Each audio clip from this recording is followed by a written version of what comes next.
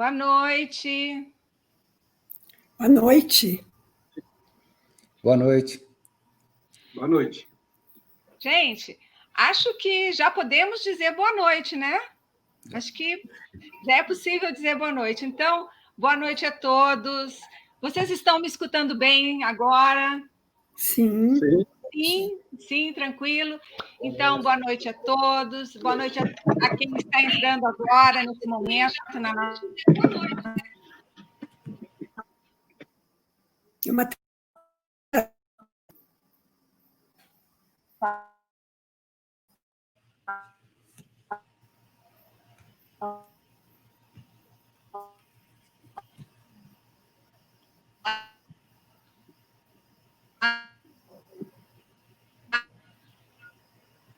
Deu um problema aí. deu uma travada. Veja aí o que é, Mariana.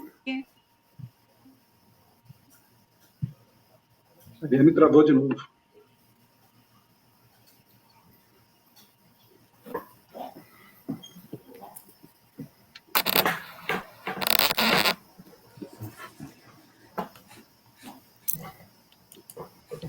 Oi, gente. Vocês estão conseguindo me escutar? A conexão... Agora sim, voltou. Voltou? Bom, então... Vamos continuar. Muito obrigado, né? E vamos torcer para que a gente tenha aí uma conexão tranquila o restante da noite. Bom, nossos cumprimentos aí à professora Eva, professor Fávero, professor Murilo, sejam todos muito bem-vindos. Aproveitar para dizer nesse início de live, né, que nesse período de pandemia, a equipe do Museu da Educação do Distrito Federal vem desenvolvendo o projeto Live Mood, que tem se configurado como um espaço de reflexão em torno das questões educacionais da atualidade. E o encontro dessa noite acontece como parte da programação da Semana Universitária da UNB, que pela primeira vez está com toda a programação online desde segunda-feira. Então, a temática da Semana Universitária 2020, ela é relacionada às comemorações dos 60 anos de Brasília, aos 20 anos de existência da Semana Universitária e à celebração das conexões entre a UNB e o Distrito Federal. Portanto, né, nada mais propício para esse momento que uma conversa que nos estimule a conhecer um pouco mais sobre a proposta educacional, né, de Anísio Teixeira para a nova capital.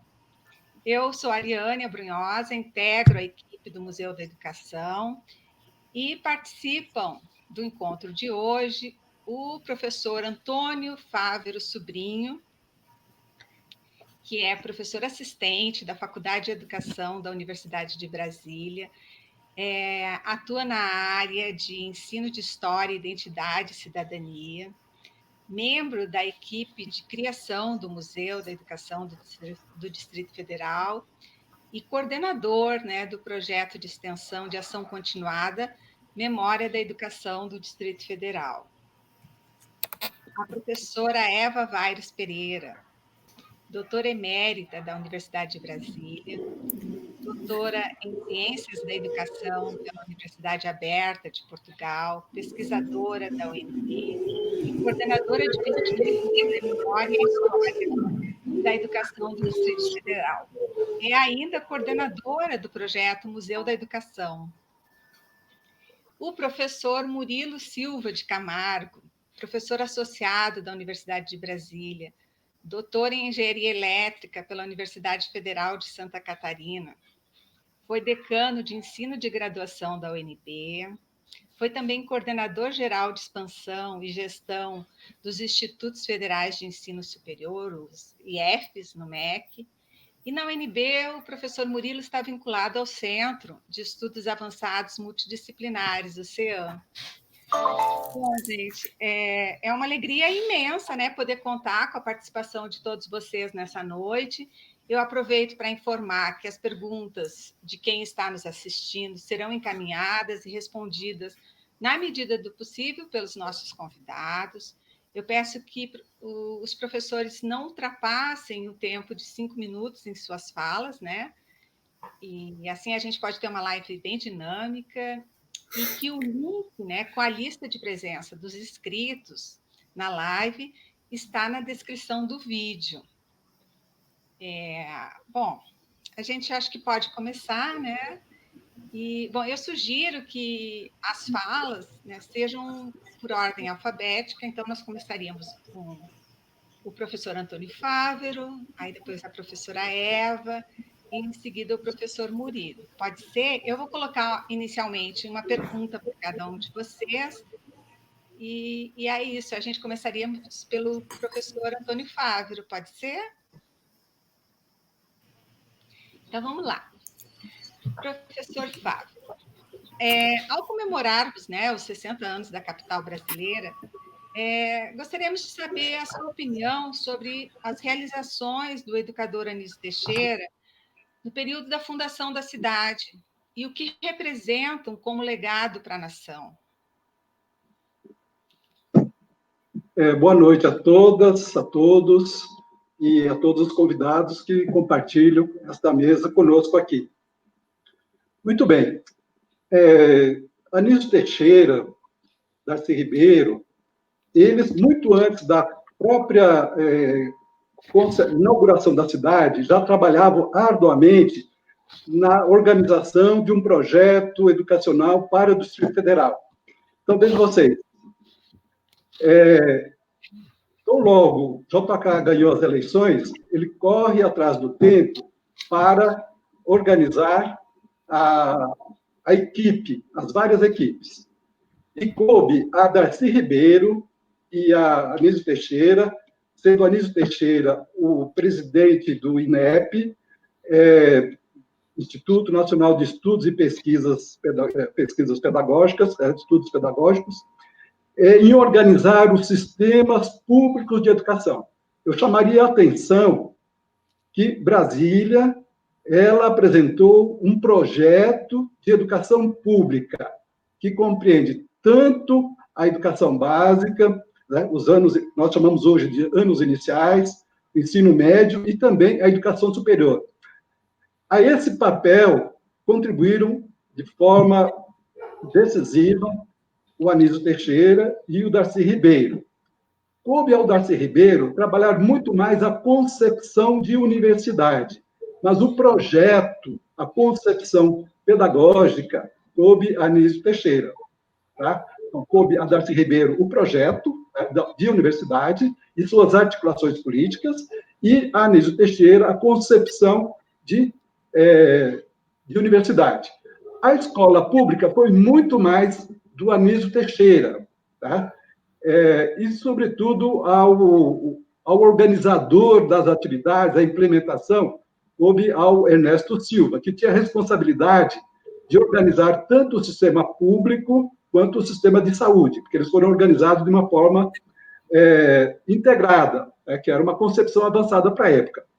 Portanto, o Anísio Teixeira ele é basilar para a criação da escola pública, ideia essa que emergiu com força nos anos 20, se fortalece ao longo dos anos 30, 40 e volta a ter uma grande força nos anos 60, quando ocorre, dos anos 50, desculpe, quando ocorre a democratização da sociedade brasileira. Então, as suas ideias se tornam viáveis num contexto de democracia.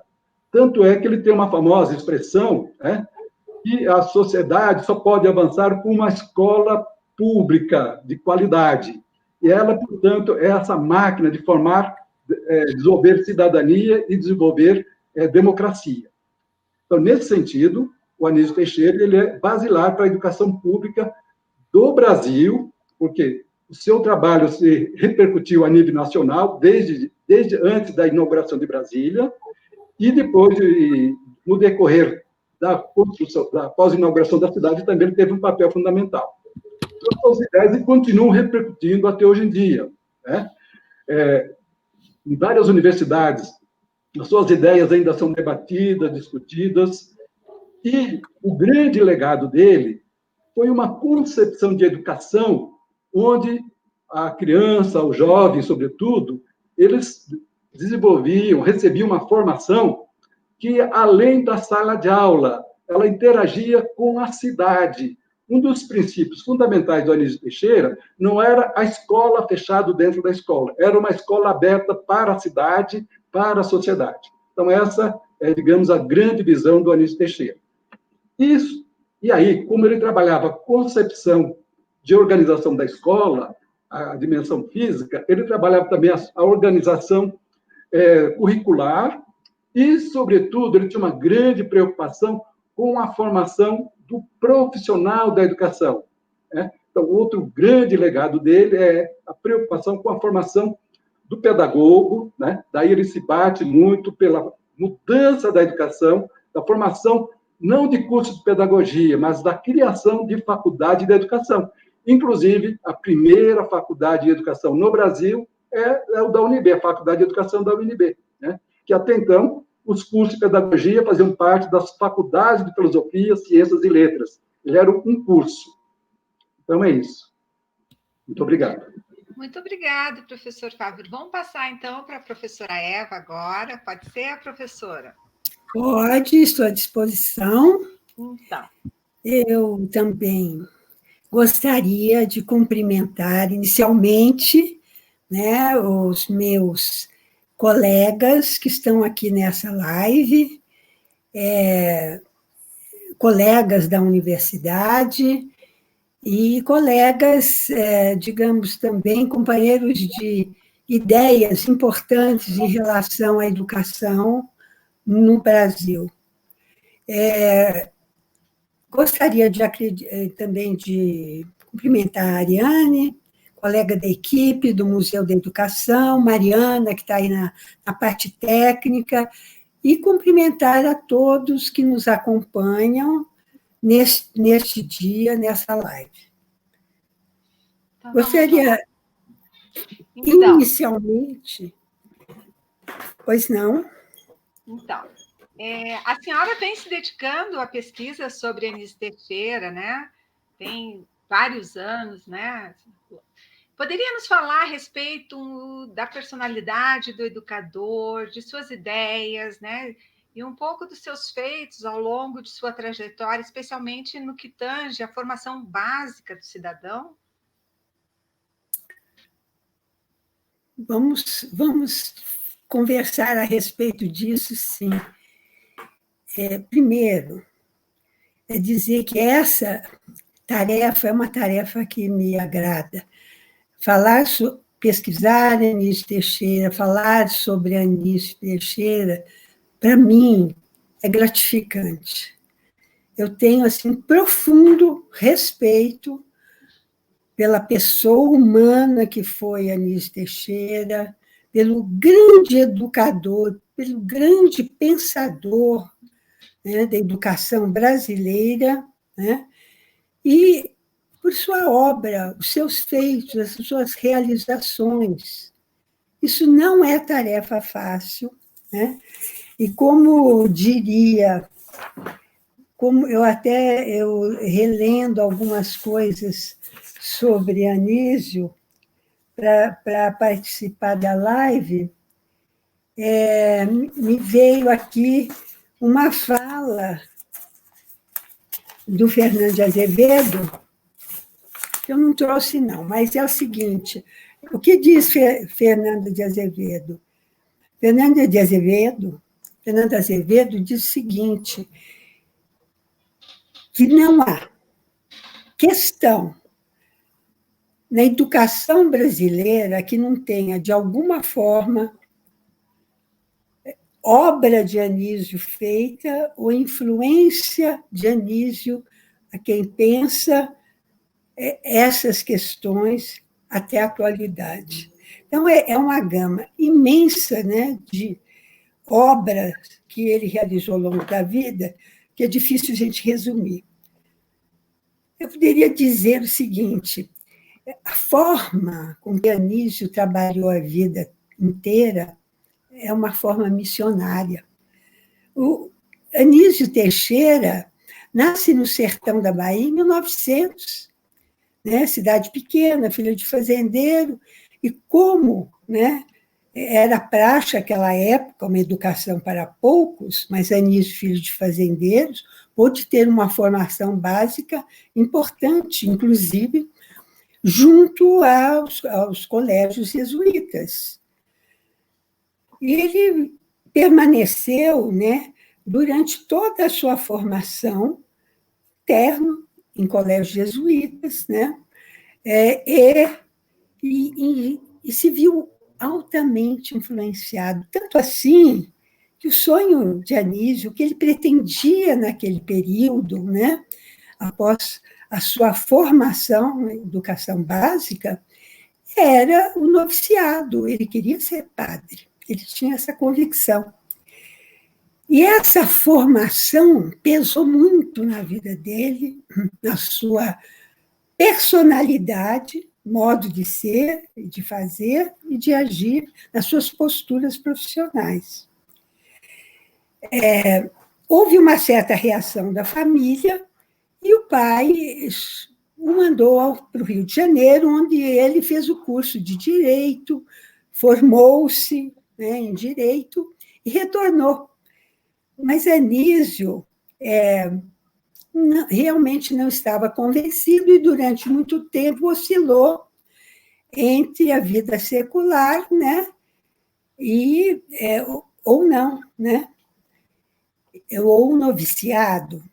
Enfim, em 1924, começa o trabalho dele na área de educação, quando ele é convidado por Góes Monteiro para trabalhar num órgão que depois foi transformado em, digamos, uma espécie de secretaria de educação, né?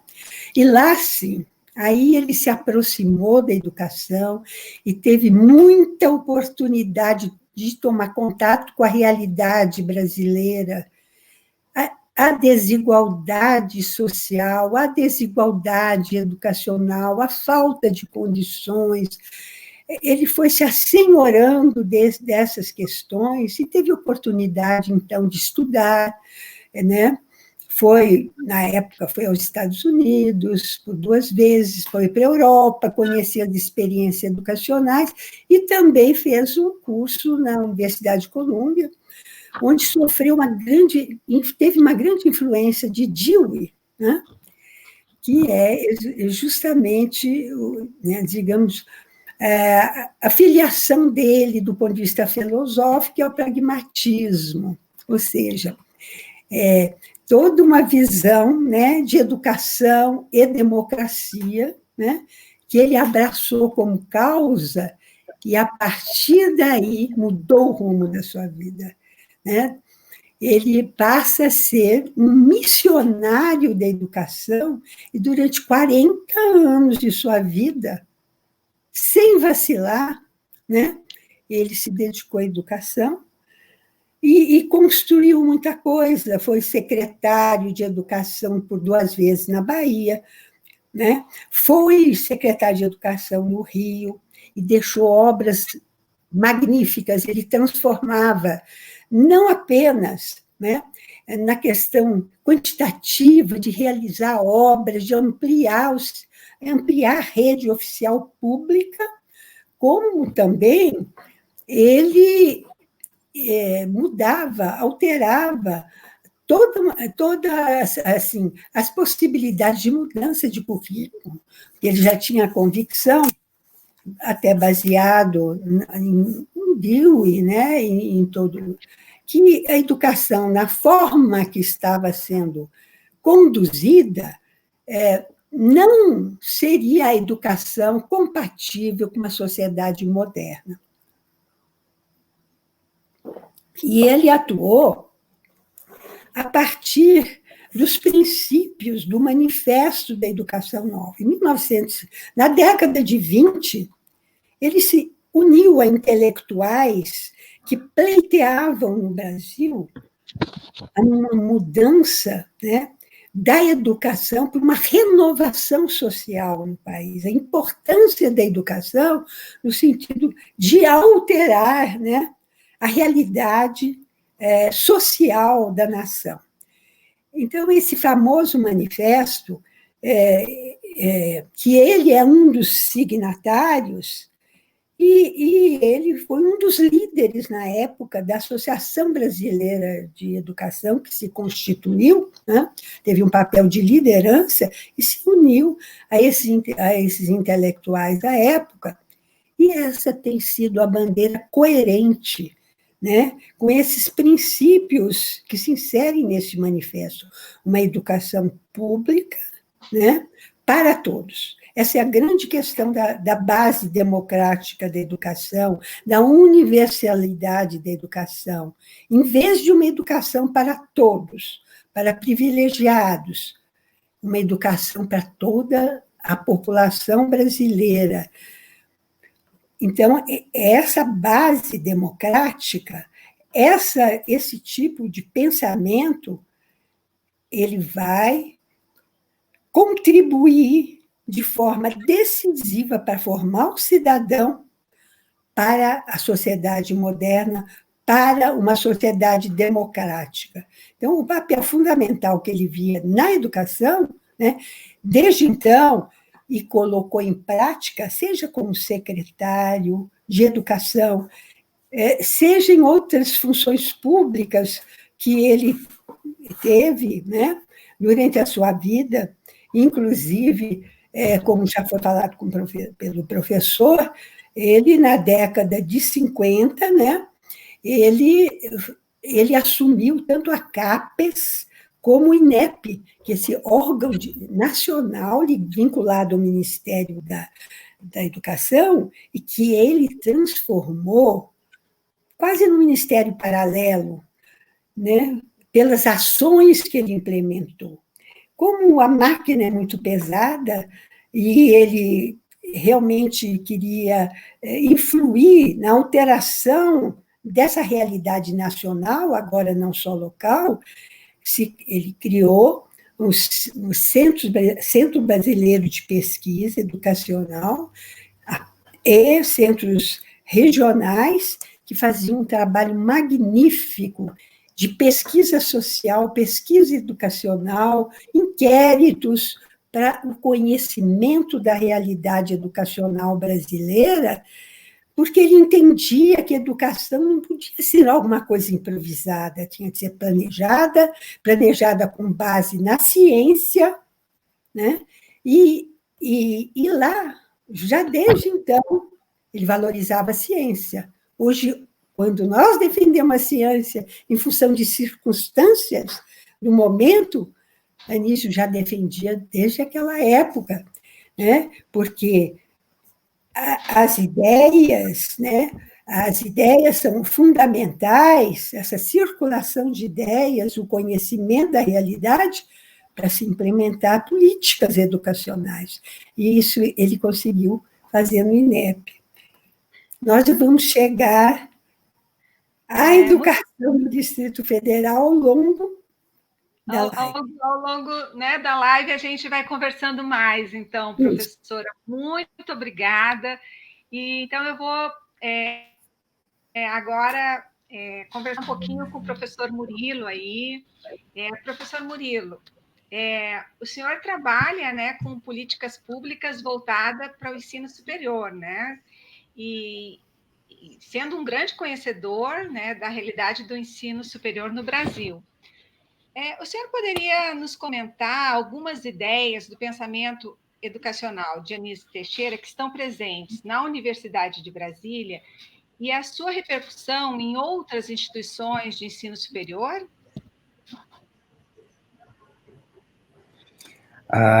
Boa noite a todas, todos, né? Boa noite, Ariane, colega aqui da live. Boa noite, professora Eva.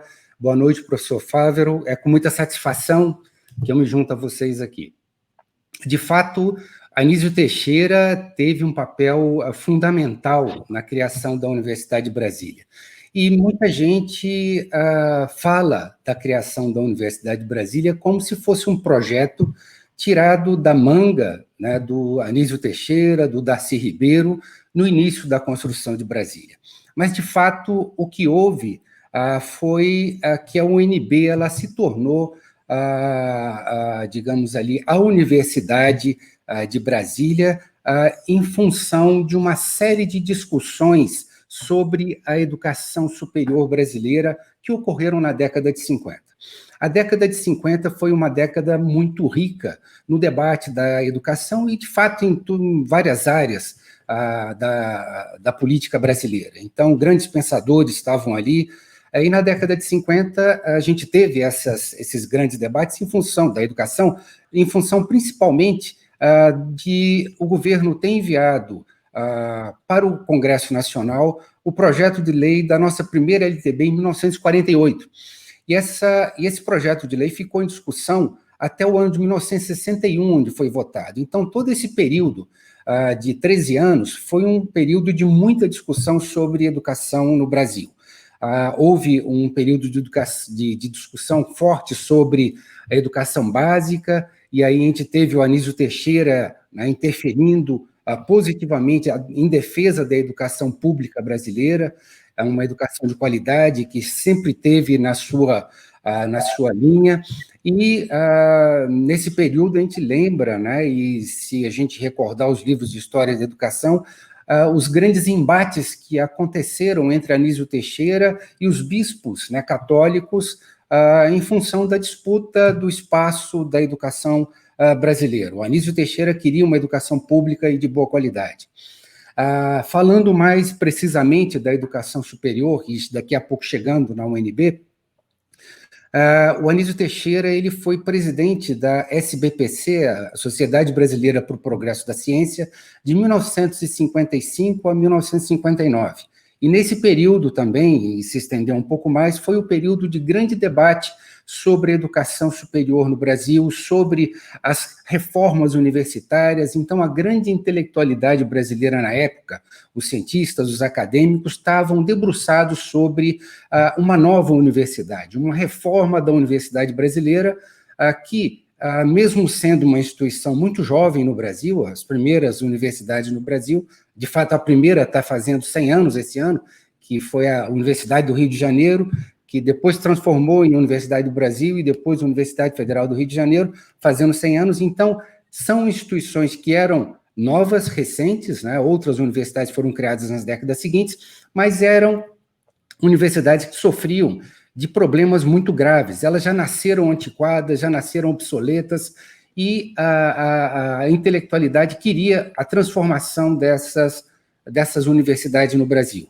A gente tinha um sistema de cátedras nas universidades, a gente tinha uma série de problemas na organização acadêmica, na estrutura das universidades, e isso foi muito debatido, e foi também, tomou a pauta do movimento estudantil.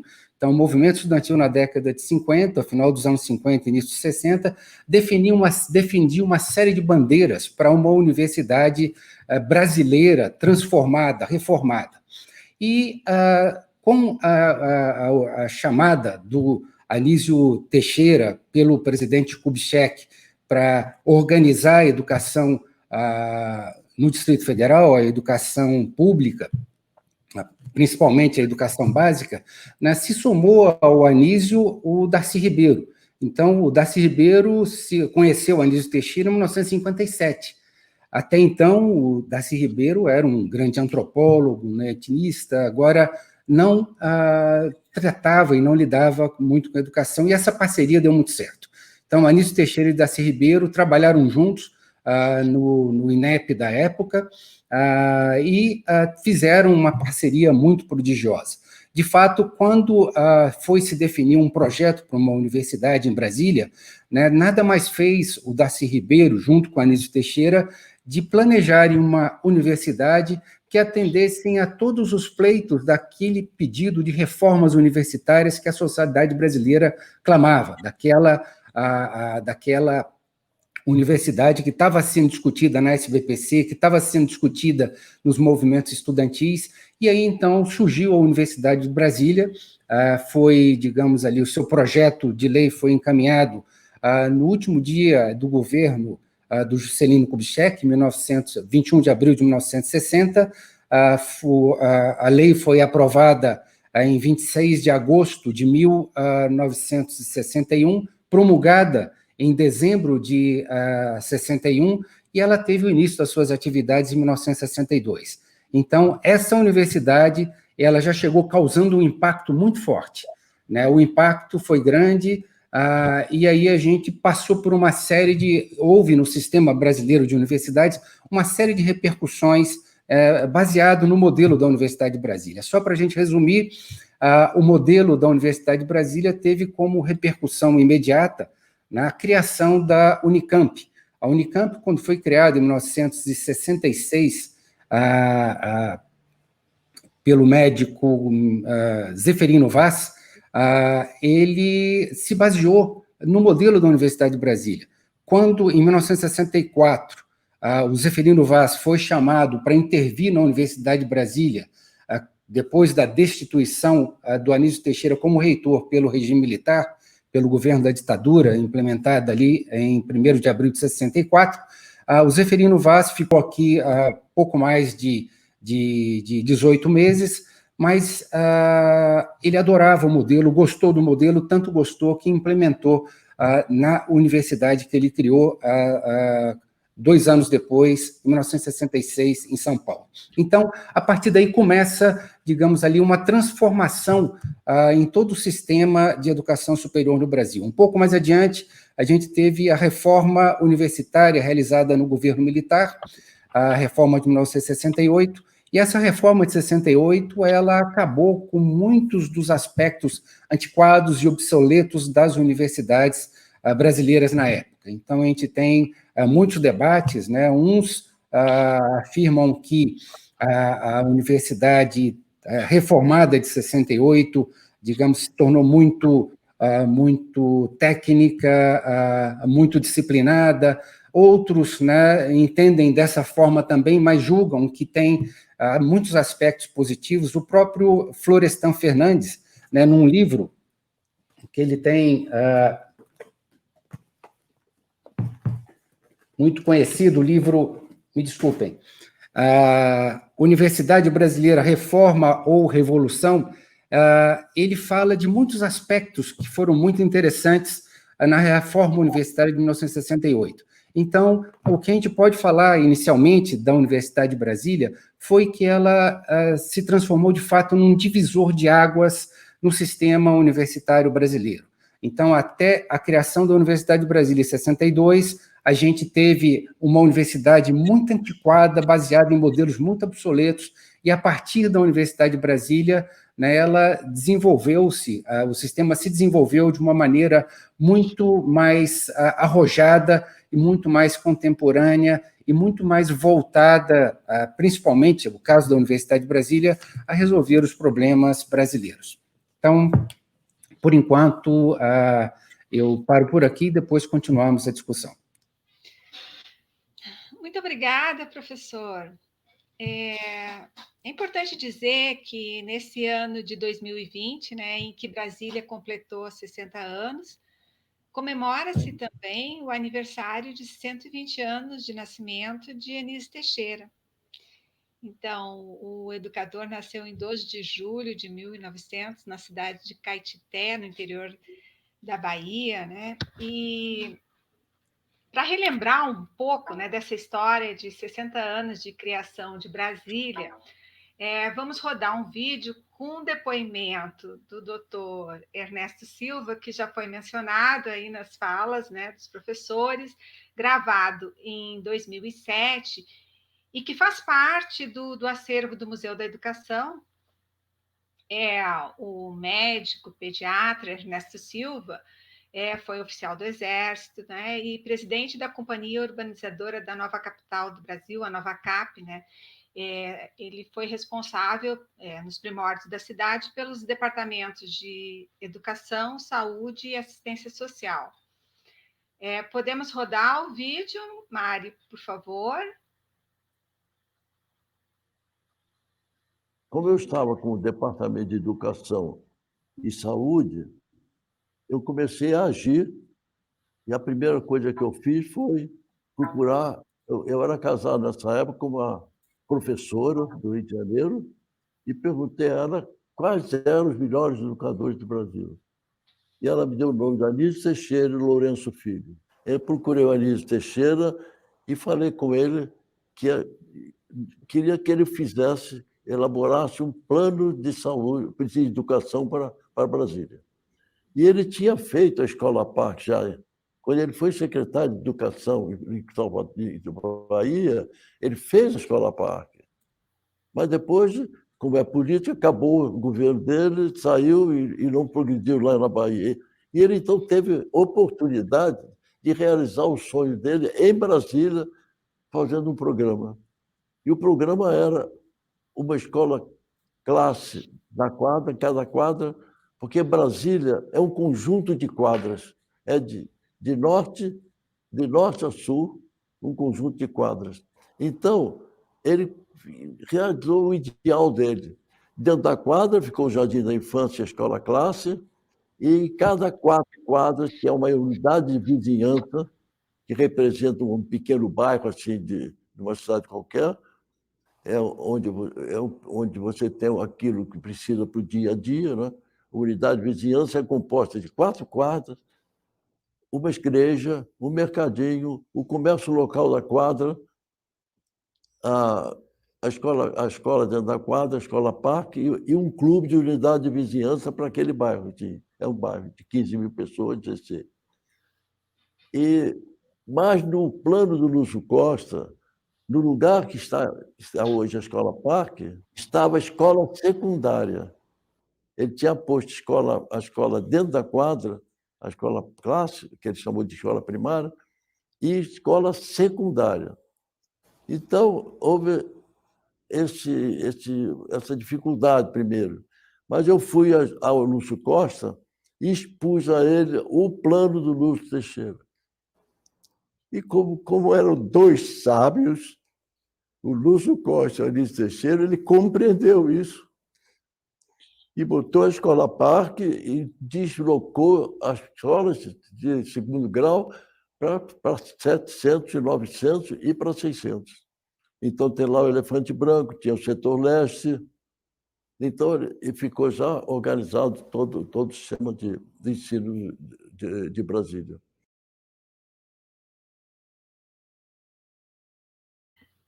Professor Fávero, o senhor gostaria de começar comentando o vídeo, então, aí do doutor Ernesto?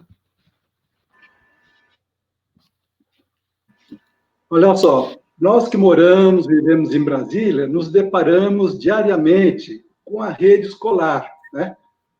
Como professor da Universidade de Brasília, eu mantenho contato e interações praticamente diárias com as escolas, com a rede de escolas públicas do Distrito Federal.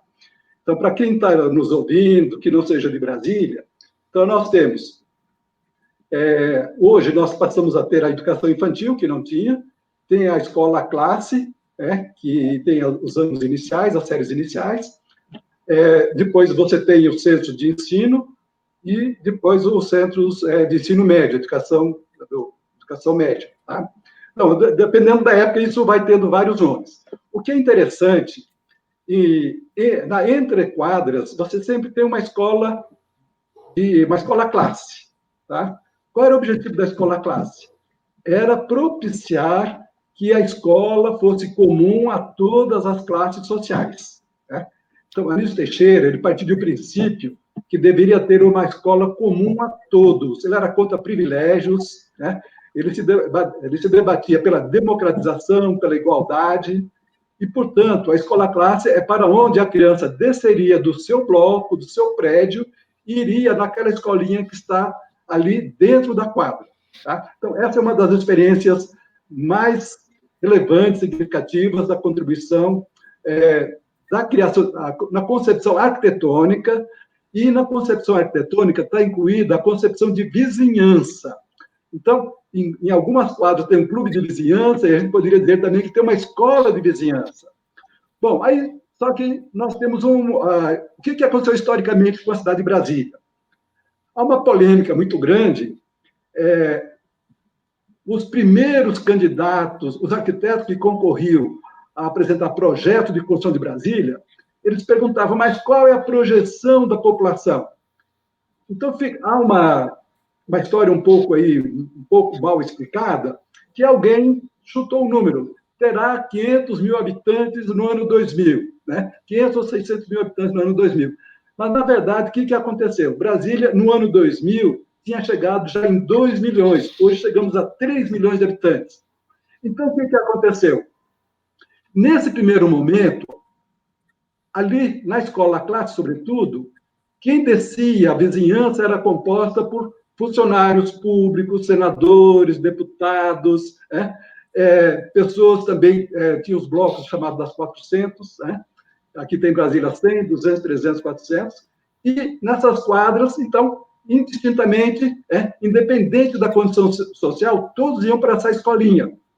Bom, o que aconteceu? Não tinha escola pública, ou tinha uma que outra, desculpa, não tinha escola privada, não tinha escola particular em Brasília. A vinda das escolas particulares foi um pouco mais tarde. Então, o que aconteceu?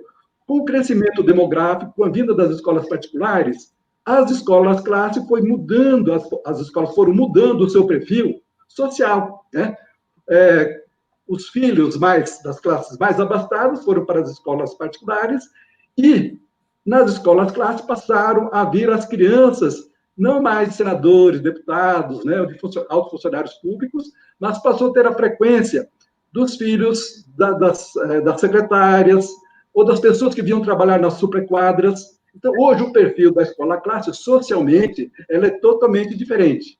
Tá? E hoje também, essas escolas classe, ela agrega a diversidade de sujeitos, não só o sujeito infantil, mas também tem pessoas com deficiências, que é a atual denominação, tem também centros voltados para a educação de adultos. Então, lá atrás, Anísio Teixeira, a sociedade brasileira não pensava ainda esses perfis específicos de alunos, dessas novas identidades.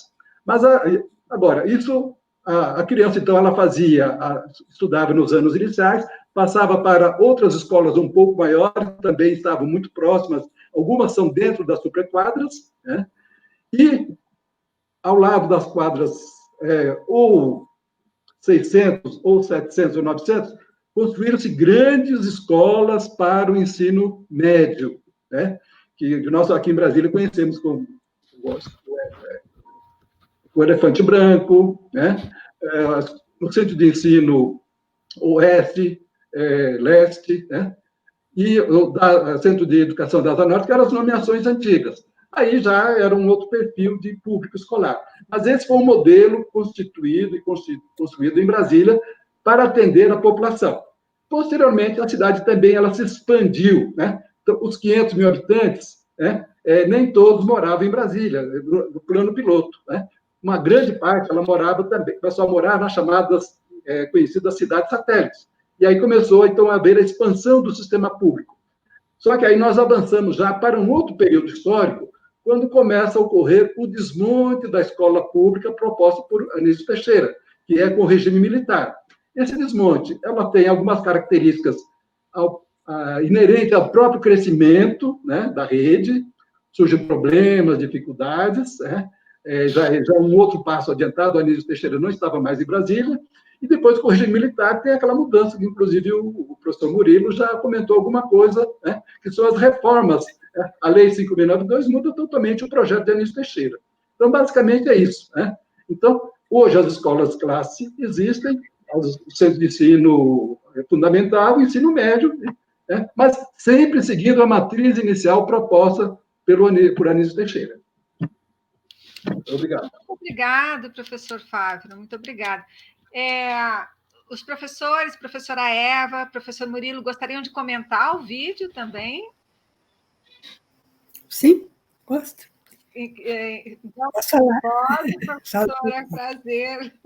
Eu acho muito importante esse vídeo. Eu tive a oportunidade de entrevistar, inclusive, o doutor Ernesto, e ele sempre apoiou muito os nossos projetos pela importância de resgatar essa história, essa experiência. Então, quando o doutor Ernesto diz, ele como presidente da Nova Cap, está subentendido que a Nova Cap era diretamente vinculada ao governo federal, diretamente vinculada ao presidente Juscelino Kubitschek. O presidente Juscelino Kubitschek fala no seu livro, sobre Eu Construir Brasília, fala realmente como a intenção dele era que, numa nova cidade, que haveria uma gama de experiências, era necessário construir uma educação diferenciada. Portanto, é por aí o convite a Anísio Teixeira, que na época era do INEP, não é? Era presidente do INEP.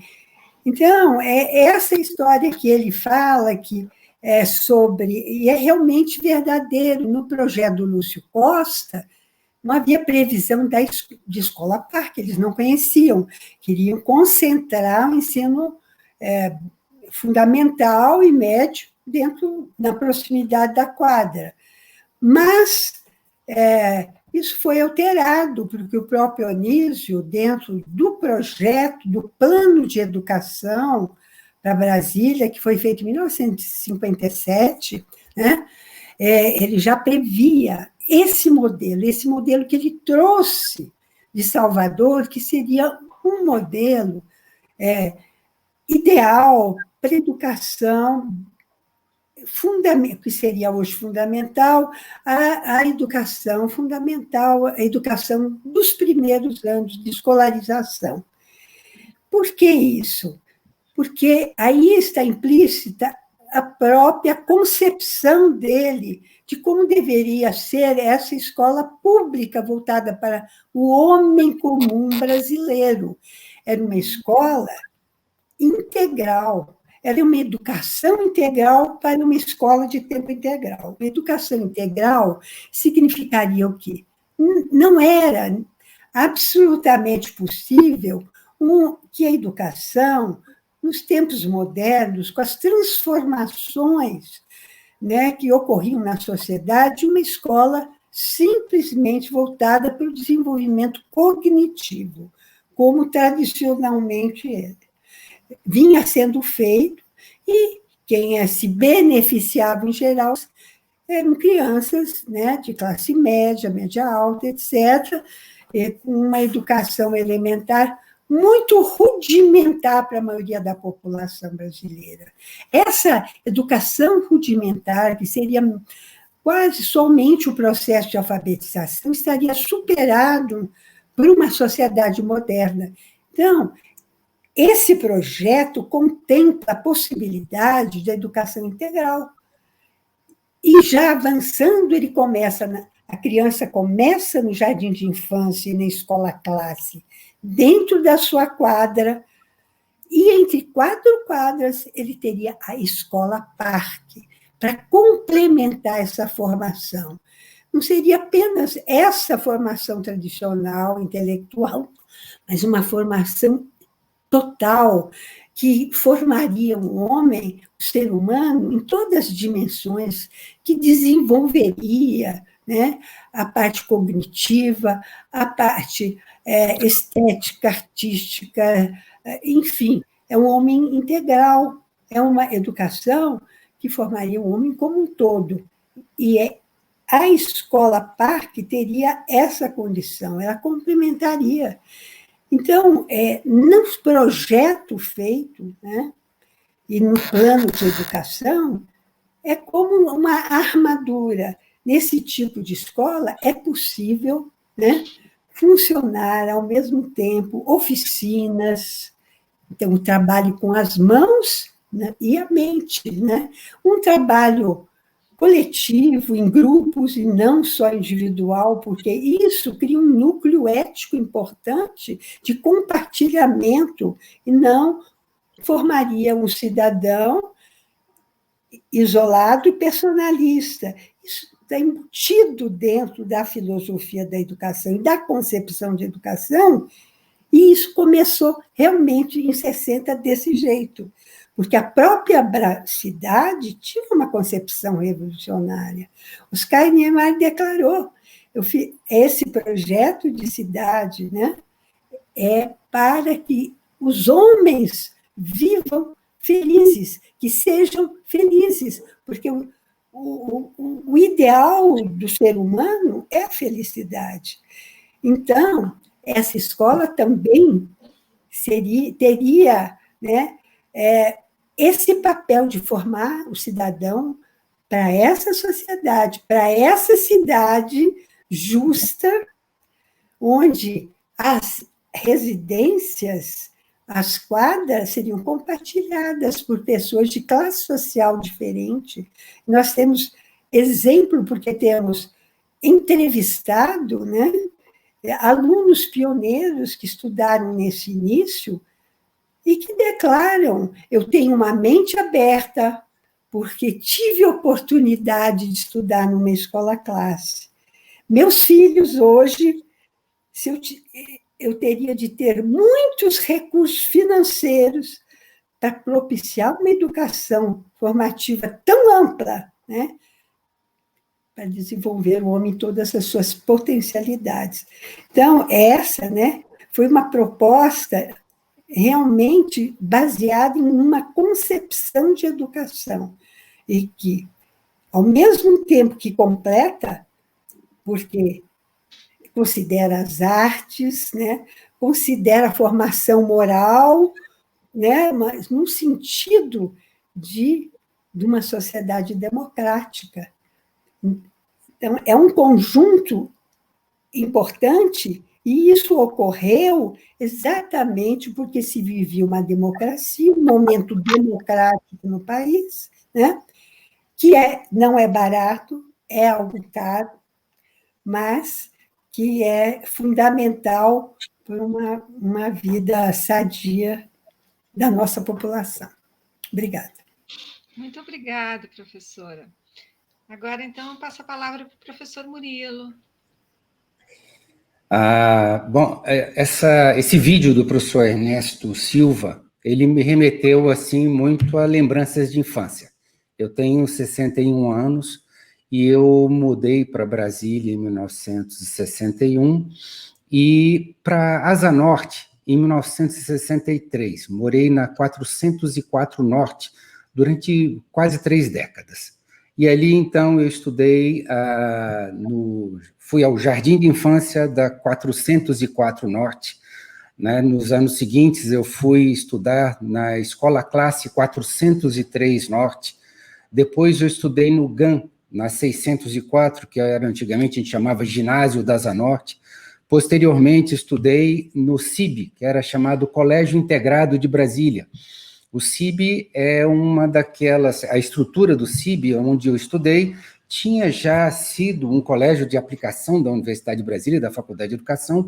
Depois, com o golpe militar, ele foi passado para a Secretaria de Educação, se transformou no Colégio Integrado de Brasília, estudei lá durante 1 ano, e depois, mais tarde, no Colégio da Asa Norte, no ensino médio, no científico, que ficava aqui na 610. Né? Então, a 404 Norte, ela, digamos, está no meio ali daquelas 4 quadras que foram muito, muito iniciais aqui na cidade. Além daquelas 4 quadras lá das Açu, 108, 107, 108, 307 e 308, onde fica a Escola Parque, né? Uma outra área que começou muito cedo em Brasília foi essa área das 403, 404, 405 e 406 Norte. Então, diferentemente ali das 107, 108, 307, 308, essas quadras, as 403 até 406, ali viviam pessoas de classe média baixa, né, de funcionários de baixo escalão, né, dos ministérios que haviam sido transferidos e outros, né, então era, digamos, classe média baixa, mais baixa mesmo. Então a vida na comunidade era muito interessante. Então eu tive oportunidade de viver todo esse sistema, né, de educação pública que foi montado. No início, eu lembrava, por exemplo, nos meus tempos ali do Jardim de Infância, né, do Jardim de Infância da 404, né, o cheiro, né, de massa de modelagem, de tinta de pintar, essas coisas me remetem diretamente às lembranças daquele tempo ali do Jardim de Infância da 404. E depois, né, da Escola Classe 403, onde eu me lembro, digamos ali, de ler na biblioteca, né, havia uma biblioteca muito interessante, né, na escola. Bom, e o tempo foi passando e as políticas foram mudando em função da mudança de política educacional. né? A gente teve, por exemplo, até o golpe militar, recursos para a educação que o próprio Darcy Ribeiro declara que durante o ano de 63, 62 e 63 chegaram em torno de 11,4%. Depois do golpe militar, os recursos para a educação eles caíram para cerca de 4,2%, 4,3% do PIB, ou seja, quase um terço, né, de redução. Então, houve, digamos, uma diminuição dos investimentos na educação pública e todo aquele projeto, acho que acabou se perdendo um pouco.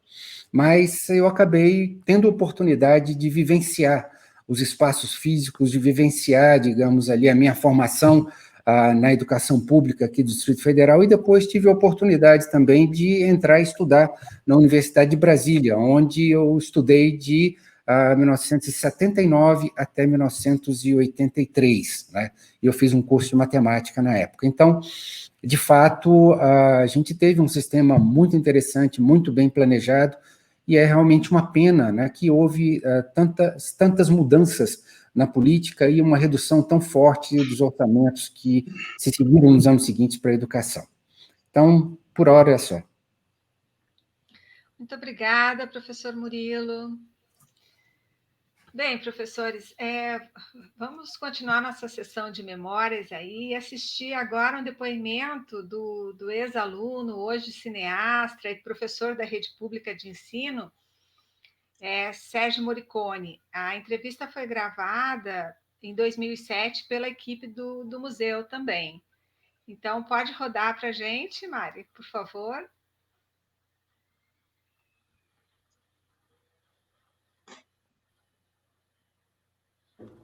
Bom, meu nome é Sérgio Moricone, eu sou jornalista, professor de cinema e cineasta. Eu nasci no Rio de Janeiro, mas hoje em dia, quando me perguntam onde eu nasci, eu fico até na dúvida. Me dá vontade de falar que eu sou brasileiro, porque eu vim para cá com 5 anos de idade. Os meus pais vieram, minha mãe veio transferida do Rio de Janeiro, ela era funcionária do Ministério da Educação, e meu pai era engenheiro. Quando ele soube da construção de Brasília, ele veio se aventurar aqui. Portanto, eu fiz toda a minha vida escolar aqui em Brasília. Estudava nas escolas e você tinha várias atividades paralelas, culturais, nesse mesmo ambiente. Sem contar a Escola Parque, que eu acho que é uma coisa revolucionária. As escolas parques abrigavam os alunos de várias escolas e davam uma formação em todos os campos da cultura. E eu acho que isso é também muito marcante, é muito diferente de você ter aula de educação artística na sua própria escola. Quer dizer, você saía para um outro ambiente que te proporcionava a possibilidade de tentar descobrir vocações ali, e mesmo que a pessoa não se encaminhasse para uma atividade artística, cultural, ela se formava como indivíduo também preocupado com as questões da arte e da cultura. As escolas em que eu estudei eram lindas, né? Eu me lembro sempre tanto da escolinha da 21 de abril, era muito bonita, até hoje é bonita. De vez em quando eu visito, eu trabalho ali na 508 Sul e passo constantemente por ali. Ela continua uma escolinha bem cuidada, muito bonita. No que se refere à inserção, a minha própria inserção dentro do colégio e na concepção de educação do Anísio Teixeira em Brasília, isso para mim é uma coisa muito clara. O fato da gente dividir o nosso tempo nessa escola de tempo integral e que nós não percebíamos que era de tempo integral. Isso que eu acho que era muito interessante, porque nós tínhamos as nossas aulas na escola que dava o conteúdo normal das disciplinas, e depois um outro período de tempo do nosso período durante o dia, nós íamos para a Escola Parque para complementar essa nossa educação, nosso processo de educação. E isso nunca pareceu uma carga excessiva, porque as atividades eram atividades ligadas a práticas culturais, mesmo recreativas. Então, isso tudo fazia um todo, dava a impressão a nós que era uma coisa indiferenciada. Quer dizer, a gente não sentia uma carga excessiva, porque, na verdade, nós estávamos participando de um processo que a nós era agradável e que não era penoso. Maravilha, né?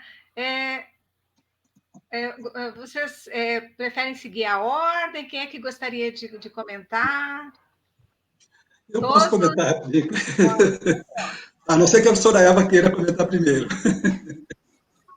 Obrigado, Eva. Obrigado. Vamos seguir a ordem. Eu estou aqui, né, à vontade de falar dessa fala do Morricone. Que é o seguinte, a gente sempre pensa na escola, vou só fazer aqui uma rememoração. Todos nós, alguns anos atrás, tivemos que fazer um curso de introdução ao processamento de dados, era o IPD, né? E lá a gente ouvia falar sempre que o IPD tinha 4 palavrinhas mágicas, né?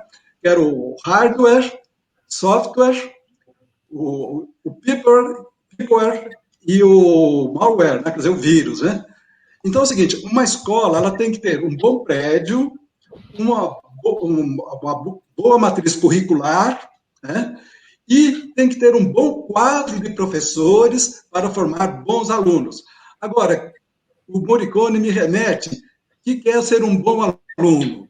Então, a escola pública proposta para o Anísio Teixeira, aí eu me remeto um pouquinho à fala da professora Eva, era uma escola de tempo integral para formar o homem integral.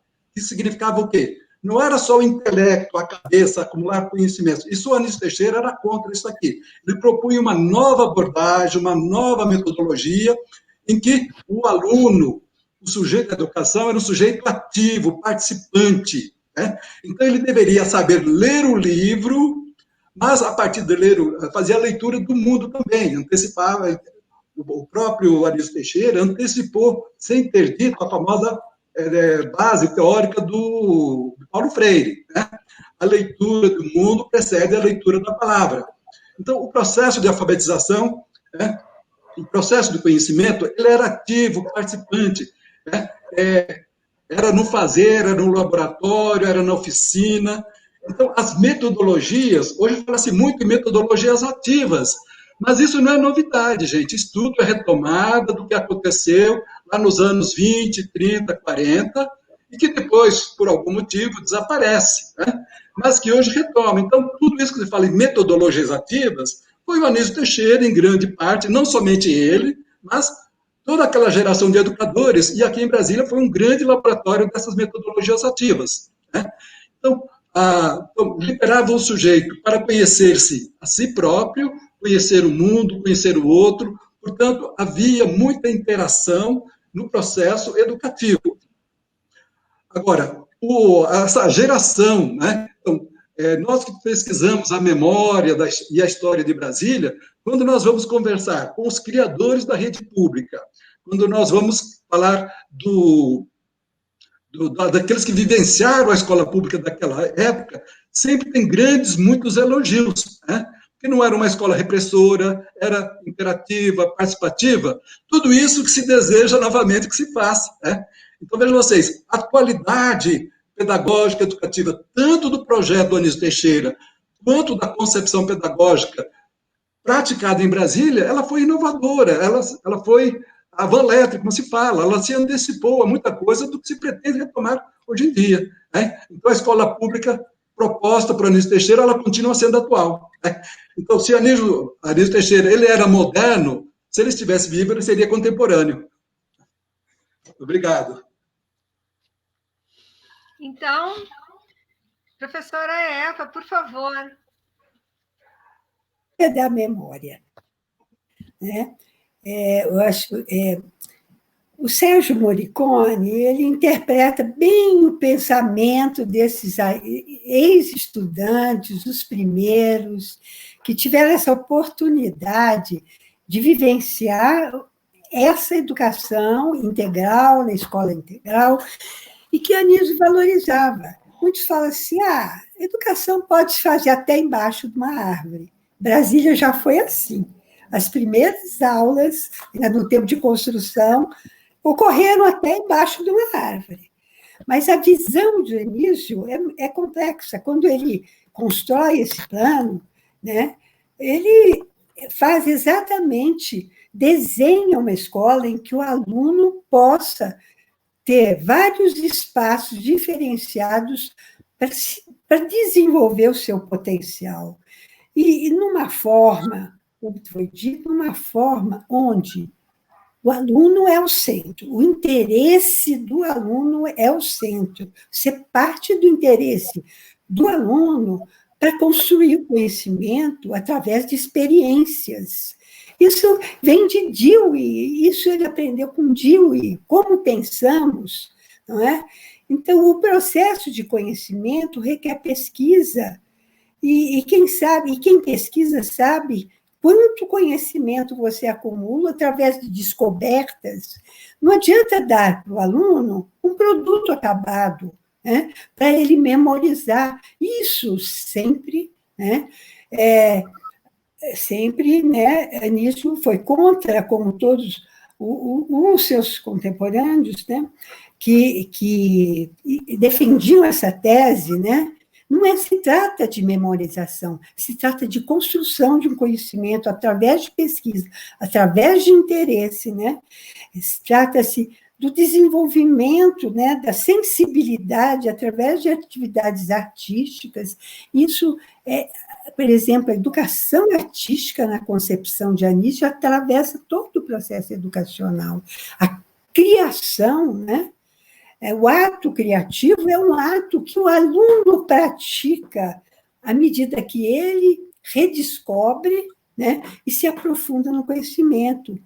Então, isso é muito prazeroso para o aluno, por isso essa memória tão assim elogiosa em relação a esse momento, né?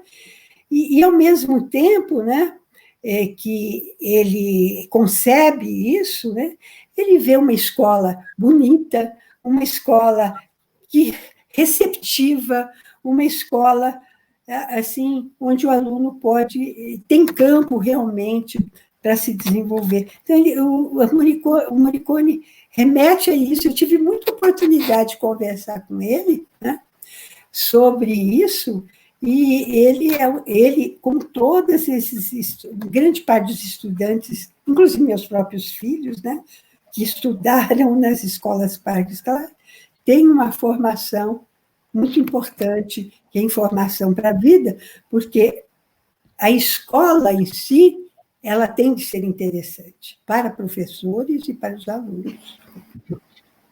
Obrigada. Muito obrigada, professora. Bom, professor Murilo, então, agora. Bom, obrigado. Eu vou complementar um pouco os comentários, né, que eu estava falando sobre a minha vida nas escolas aqui da Asa Norte, e aí, observando os comentários do professor Morricone, eu até entendi que ele tenha estudado na Escola Parque, ali da 307, 308, né, naquela região. Então, talvez ali as oportunidades tenham sido assim um pouco melhores, porque aqui na Asa Norte a gente não tinha tantas, não. A gente tinha uma estrutura que era simples, era de boa qualidade, mas era de um turno único. Então, a partir de 64, quando eu comecei a estudar, e a gente pode talvez relacionar essas críticas que eu faço com a mudança de regime, né? Houve ali o golpe militar em 1964, a gente teve uma redução brutal do investimento em educação, né? O Anísio Teixeira deixou Brasília, ele não tinha mais a educação do Distrito Federal, possivelmente deixou de ter aquela guia, aquele norte, né, do seu estruturador. Então, aquelas orientações talvez não valeram para os anos seguintes, ali, 64, 5, 6, 7, e assim por diante. Então, a gente tinha, e a minha vivência, né, era um pouco essa, uma estrutura relativamente boa, muito próxima de casa. Eu ia para todas essas escolas que eu comentei, eu ia de pé, né? Ia direto, não precisava pegar ônibus, não precisava pegar nada, e mesmo quando era criancinha, meus irmãos também iam caminhando, né, para a escola. Então, situações como essa. Agora, nos anos seguintes, essas estruturas ficaram, mas talvez o projeto pedagógico ele não teve continuidade. E aí, um pouco voltando à fala do professor Fávero, né, sobre autoritarismo, eu me lembro que quando eu estudei no ginásio da Asa Norte, aqui na 604, no final ali no final dos anos 60, início dos anos 70, eu me lembro até hoje de um nome de um diretor, o Capitão Carlos Wagner. Ele era autoritário, né, como um capitão tem sido, né, até bom. E o capitão Carlos Wagner, ele conduziu com mão de ferro aquela escola durante uns 4, 5 anos. Então, ali a gente via, né, estudantes serem punidos, né, a gente tinha, né, ordem unida todas as segundas-feiras, né, realmente parecia aquele regime cívico-militar que estão implementando nos dias de hoje. Isso não ajudou em absolutamente nada na educação naquele período, né? Então, muitos estudantes acabaram saindo ali, eu mesmo saí, eu fui estudar em outra escola, eu fui para esse Colégio Integrado de Brasília, que é esse colégio que fica, atualmente ele fica dentro do hospital universitário, essa estrutura, se não me engano é o ambulatório 1, aquele ambulatório 1 foi o Colégio Integrado de Brasília, que foi antigamente a escola de aplicação da Faculdade de Educação da UNB. Então, ali eu estudei também. Então, eu acho que a partir de 64, o projeto do Anísio Teixeira, exceto que já tinha se estabelecido, ele deixou de existir, ele acabou se perdendo, né, talvez em uma situação ou outra na escola Parque, ali da 307, 308 Sul, né, que era, digamos, ali uma região de poder aquisitivo mais alto, mas, de fato, as lembranças aqui para a Asa Norte eram um pouco mais modestas. Era uma escola correta, mas uma escola pública, né, que tinha muitas dificuldades também. Muito obrigada, professor. Bom, agora a gente tem um último vídeo aí, uma pergunta da Mariana Pena, que é estudante do curso de História da UNB.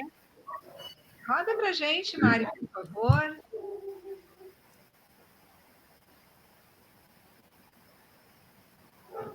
Boa noite. Meu nome é Mariana, eu sou estudante de História da Universidade de Brasília. E eu queria fazer uma pergunta sobre o Anísio Teixeira e o papel dele na fundação da Universidade de Brasília. Eu queria saber como foi que ele entrou nesse processo de participar da fundação da UNB. E sei também que ele foi reitor, mas queria entender melhor como foi esse processo até ele se tornar reitor. E também tenho muita curiosidade de entender mais ou menos como era a relação dele com o Darcy Ribeiro. É isso. Vamos seguir a ordem, né, de falas, então começando aí pelo professor Antônio Fávero, por favor.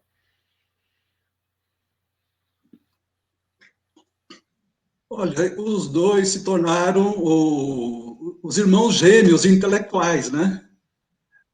Porque ambos compartilhavam as mesmas ideias, né, de modernidade da sociedade brasileira, de modernidade educacional, né, na educação básica e modernidade na universidade. Então, os dois fizeram uma tabelinha. Aliás, por sinal, lá nos anos 50, 60, foi quando surgiu uma famosa tabelinha entre Pelé e Coutinho, né? Eram dois jogadores que se entendiam muito bem em campo. Então, o mesmo acontecia com o Darcy e o Anísio. Embora cada um tivesse a sua personalidade, o Darcy ele era muito mais aberto, expansivo, muito mais político, conversador, articulador, irreverente, né? E o Anísio, ele era praticamente um sacerdote cívico, como a Eva já apontou anteriormente. Então, ambos foram fundamentais para a criação da universidade. O Darcy Ribeiro, ele é importante porque ele que tornou possível a viabilidade da universidade pública em Brasília. Por quê? JK era sondado por o bispo Noel de Câmara para criar uma universidade jesuítica, uma universidade católica. O Jânio Quadros, depois, queria também criar uma universidade católica. O Israel Pinheiro queria criar uma universidade lá fora, numa fazenda que nós temos, que hoje é um campus de pesquisa agrária, né? Uma fazenda limpa. Então, um outro projeto, inclusive, concebia a universidade totalmente em outro lugar. Então, foi o Darcy Ribeiro, ele lutou para viabilizar o campus universitário, a universidade, e voltando um pouquinho àquela expressão que né? O Darcy Ribeiro foi muito mais, digamos assim, pelo hardware, né? Construir a proposta de universidade, e o Anísio Teixeira ele trabalhou com software, com o programa, com a proposta pedagógica. Então, a ideia de concepção de universidade por dentro, a matriz, né, curricular, a concepção de formação, isso se deve muito a Anísio Teixeira. Agora, ele era um articulador político muito mais quieto, calmo, tranquilo, mas ambos combinavam exatamente nas mesmas concepções. Muito obrigado, professor. Professora Eva, por favor. Eles realmente formaram uma grande parceria na fundação da Universidade de Brasília. O Darcy nunca escondeu, né, em nenhum dos seus discursos, nem os escritos, que o grande professor dele, que o grande mestre dele em matéria de educação era o Anísio Teixeira. Né? Que Anísio, como antropólogo, desenvolvia um outro tipo de trabalho, né, de pesquisa, né, antropológica, né, e grande parte da história dele vem aí. Conheceu Anísio, e justamente como o professor Murilo falou, na década de 50, né, e no início havia até um estranhamento, né, porque o Darcy não entendia por que Anísio ficava só em função daqueles índios, né? E, ao contrário, o Darcy achava que ele é meio intelectual, etc., mas no sentido mais pensador, etc., mais citadino, enfim. Havia um certo afastamento. Mas, quando foram ambos trabalhar em prol da educação pública no processo de elaboração da Lei de Diretrizes Básicas da Educação Nacional, né, essa que entrou em 1948 e só foi aprovada em 61, dados os grandes conflitos entre educação pública e educação privada, eles se alinharam. E a partir daí, né, Anísio realmente se tornou um ídolo para o Darcy Ribeiro em matéria de educação. Ele disse publicamente que ele, Anísio Teixeira, é realmente um dos ídolos dele em matéria de personalidades. Isso não é... Né? Mas, no que tange à Universidade de Brasília, na verdade, o projeto de elaboração da Universidade de Brasília se iniciou dentro do Instituto de Pesquisa, né? Anísio Teixeira, né? Onde o Darcy foi convidado, inclusive, para Anísio Teixeira para trabalhar com ele, né? No INEP, e dirigiu pesquisas importantes lá. Então, eles vinham já trabalhando juntos no INEP, né? O Darcy junto com Anísio. E foi dentro do INEP que começaram as grandes discussões sobre a formatação da Universidade de Brasília. Evidentemente que Anísio tinha uma contribuição enorme a dar, porque Anísio, na década de 1930 e 1935, ele fundou no Rio de Janeiro, enquanto secretário, a Universidade do Distrito Federal, Modelar, que era menino de olhos dele, todos os melhores professores, uma concepção avançadíssima para aquela época de universidade. Então, muitas dessas ideias, né, vieram à base, foram ressuscitadas nesse debate e vieram, junto com outras contribuições, tendo em vista todo um processo de discussão, né, na questão da formação, do projeto da Universidade de Brasília, porque o plano educacional de Brasília já previa a universidade, ia da pré-escola à Universidade de Brasília. Agora, aí, a explicitação, o detalhamento, a concepção do projeto, aí foi realizada, né? E, inclusive, no início, só para terminar, concluir, no início, o Darcy foi consultar Anísio se ele seria o reitor, mas Anísio falou que o reitor vai ser você. E, então, Darcy assume a universidade, e quando ele se afasta né, para compor, para ser ministro do governo João Goulart, né? Aí, exatamente quando Anísio Teixeira assume a reitoria, né, até o golpe militar, que, lamentavelmente, pôs abaixo, né, o demitiu, e todos esses fatos lamentáveis que ocorreram com o regime autoritário. Muito obrigada, professora. Professor Murilo, agora. Sim, complementando, né, algumas coisas que os colegas já falaram, o Anísio Teixeira sempre foi um educador. Ele teve a formação em Direito, mas toda a atividade da vida laboral dele se passou dentro da educação, construindo um sistema de educação nacional. De fato, o Anísio Teixeira ele tinha uma visão sistêmica de educação desde muito tempo. Ele sempre olhou todas as etapas da educação nacional. Então, na década de 40, né, ele já tinha construído a Escola Classe em Salvador, depois foi chamado para o INEP, a fundação da CAPES, e em 1957 ele convidou o antropólogo Darcy Ribeiro para trabalhar com ele na área de estudos sociais no INEP. E então foi aí que o Darcy Ribeiro entrou para a área de educação. De fato, foi uma dobradinha riquíssima, a parceria mais produtiva para a educação que o Brasil podia ter. Então, duas pessoas fantásticas que se complementaram, né? Como eu havia comentado, o projeto da Universidade de Brasília, né, e aí eu acho que vale investigar bastante, né, ele surgiu como resposta a todo o debate sobre uma reforma da universidade no Brasil que aconteceu no final dos anos 50.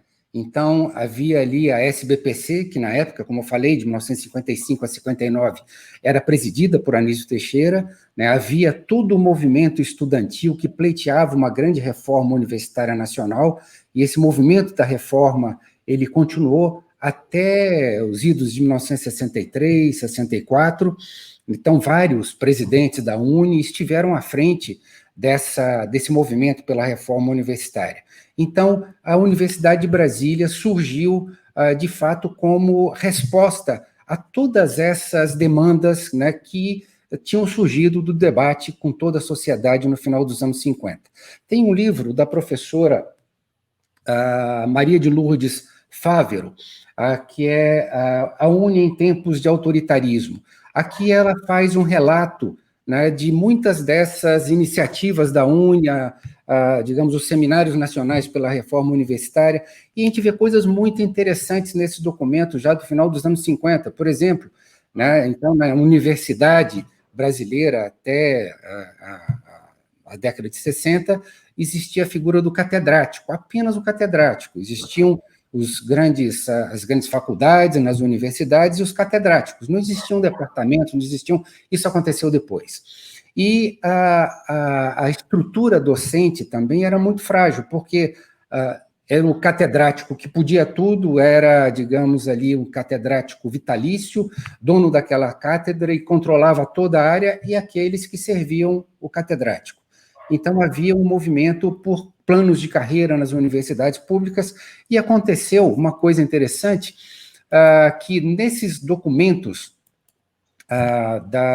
dos seminários nacionais pela reforma universitária da UNE, os estudantes propõem planos de carreira, e o plano de carreira que foi adotado, entre outras coisas, pela Universidade de Brasília, era exatamente igual àquele que aparece listado ali, descrito nos documentos apresentados pela professora Maria de Lourdes Fávero, nesse último livro que eu mostrei.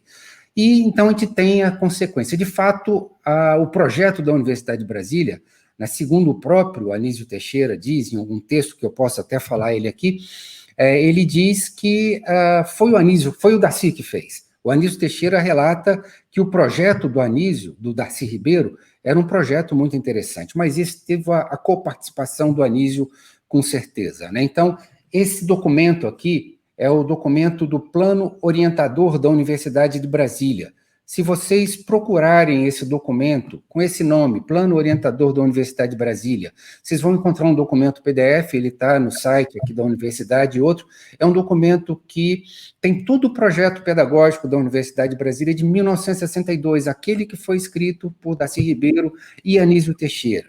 Né? Então, de fato, o Darcy Ribeiro ele começa, né, a atuar na área de educação e educação superior na universidade, junto com a parceria do Anísio Teixeira, e daí à frente os dois vão muito juntos. Né? O Anísio Teixeira, ele continua no Brasil depois do golpe de 64, mas na época do golpe de 64, o Darcy Ribeiro, ele se refugia no Uruguai, e ele escreve um livro, que é um livro também muito conhecido, A Universidade Necessária.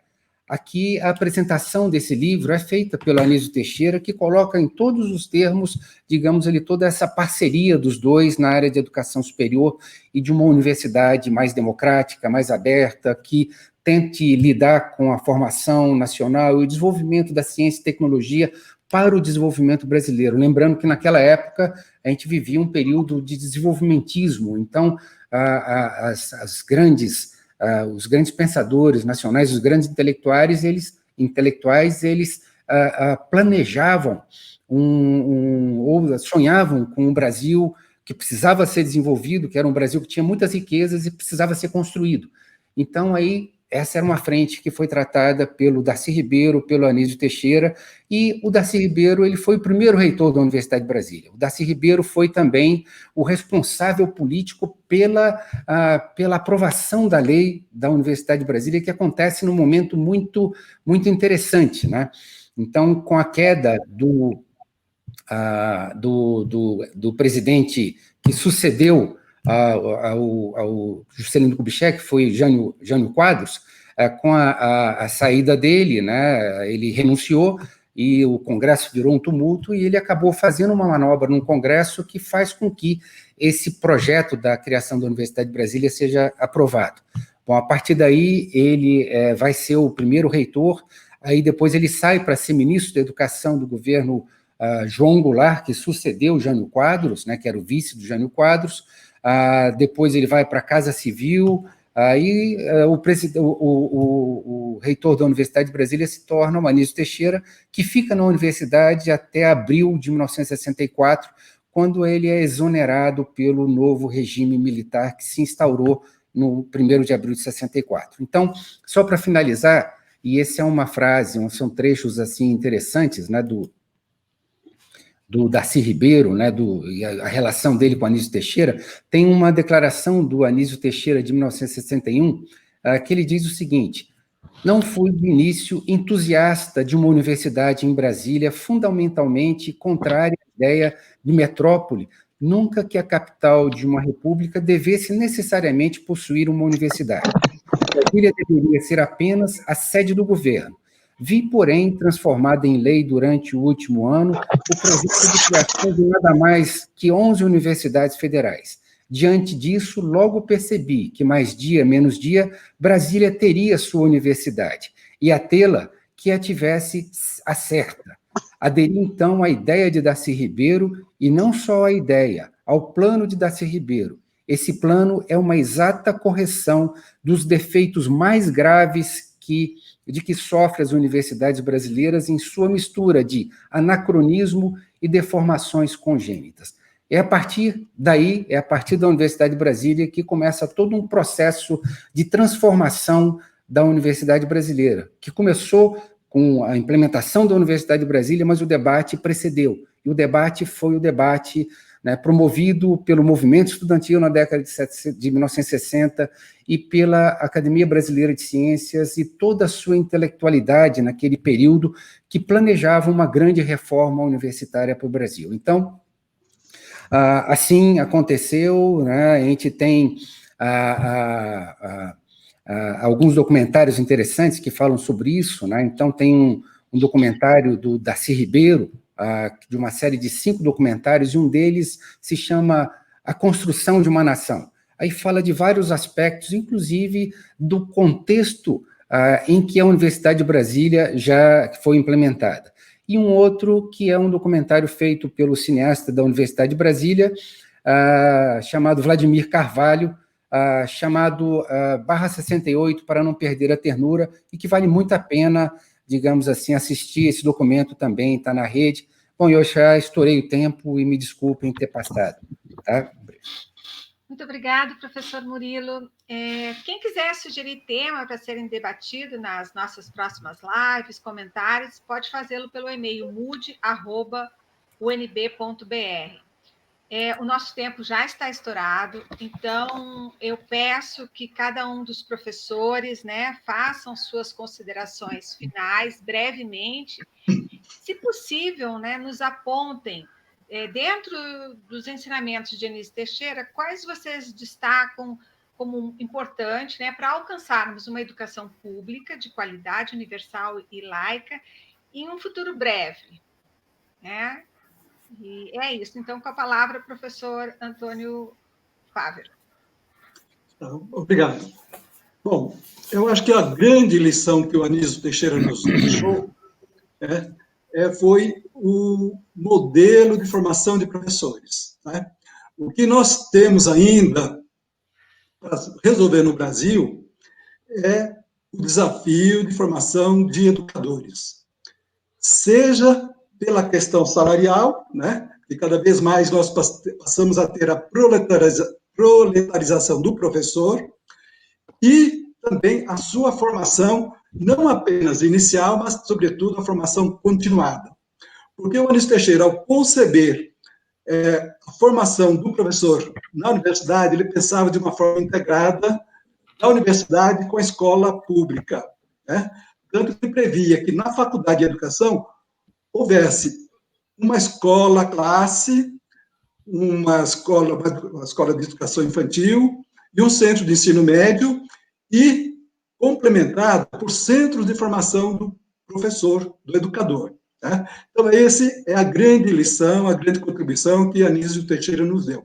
É fundamental, não há educação, não há cidadania, não há escola pública de qualidade sem a formação do professor em alto nível, com formação científica e com formação pedagógica. Ou seja, é importante que, na formação do professor, você articule a relação teoria-prática. Essa é a minha mensagem, né, para nós todos, como educadores e como agentes públicos de formação de profissionais da educação. Professora Eva, por favor. Dizer que realmente, né, é necessário que nós, educadores, né, tenhamos presente a memória de Anísio Teixeira, porque Anísio Teixeira, numa longa vida dedicada à educação, 40 anos de luta pela educação, desde a educação básica, que era prioridade, educação pública básica, que era prioridade número 1 para ele, né? Até a universidade, para uma universidade que pensasse os problemas nacionais e que pudesse realmente, né, transformar a nação brasileira, né, torná-la emancipada, né, cientificamente desenvolvida, tecnologicamente, né, podendo concorrer com o resto do mundo, podendo realmente ser um dos países desenvolvidos, né? Esse era o sonho, que a universidade não fosse algo apenas para determinados sujeitos, mas sim, realmente, para pensar a realidade da educação nacional. E, mais que tudo, né, que se pensasse um educador que, depois de 40 anos, e teve vários conflitos sérios, toda vez que o Estado, né, autoritário, assumia o poder, Anísio era simplesmente isolado, apartado socialmente, isso em várias ocasiões, e que infelizmente, né, ao ser demitido na universidade, né, nunca mais pôde aceder a nenhum cargo público para desenvolver o projeto que se propunha. Então, que nós todos, né, realmente homenageando, lutando por uma escola pública com uma educação básica de qualidade para todos, onde a pesquisa é assumida como componente de ensino, em que os espaços e os tempos de educação sejam significativos para cada sujeito dentro dela. Numa escola bonita, moderna, integral, em que o trabalho pedagógico apaixona, né, e compromete professores e alunos. Uma escola que construa um solidário destino humano, histórico e social. É isso. Muito obrigada, professora Eva. Agora, então, professor Murilo, por favor.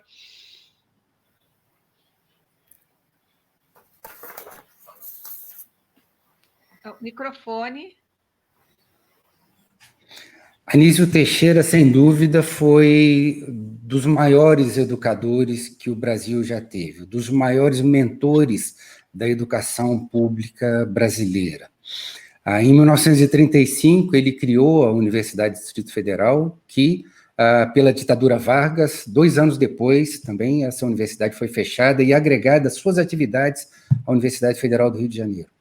Ele produziu muito, ele pensou toda a educação brasileira de uma maneira transformadora, de uma maneira a fazer com que a educação pública se tornasse, digamos ali, um direito para a sociedade brasileira como um todo. Na década de 50, Anísio Teixeira, ele debateu muito e lutou muito por uma educação básica, de qualidade, pública, né, que fosse, digamos ali, um dever do Estado, a sua responsabilidade. A gente tem, na figura da Anísio Teixeira, uma das pessoas mais produtivas academicamente, pela quantidade de livros, artigos, textos que foram traduzidos, inclusive, né, todo um conjunto de atividades acadêmicas muito fortes, e também foi uma pessoa de muitos fazimentos, né? Ele fez muita coisa, ele executou muita coisa, ele produziu muita coisa. Ele também criou a Universidade de Brasília, né? Criou todo o sistema de educação aqui do Distrito Federal, foi planejado, pensado, e a gente teve pessoas como Anísio Teixeira, né, que guiou o Brasil, a educação do Brasil do século XX. A gente precisa, né, à luz do pensamento do Anísio Teixeira, continuar olhando assim, em busca de uma educação pública de qualidade, né, para toda a população, para que a gente tenha, de fato, a melhoria da qualidade da democracia brasileira. O Anísio Teixeira, ele falava que o Brasil só será uma verdadeira democracia quando a escola pública de qualidade fosse acessível a todos os brasileiros. E é assim que eu acho que a gente precisa buscar. Muito obrigado. Muito obrigado, professor Murilo. Hoje ficamos por aqui. Eu agradeço imensamente a presença dos professores e também a todos que estão nos assistindo até esse momento, ao Alexandre Rangel, que nos ajudou na edição dos vídeos, e a toda a equipe do Mood, né, que tornou essa live possível. Nos acompanhem pelas nossas redes sociais, que em breve divulgaremos o tema da nossa próxima live e a data. E quero dizer boa noite, muito obrigada mais uma vez e saúde para todos.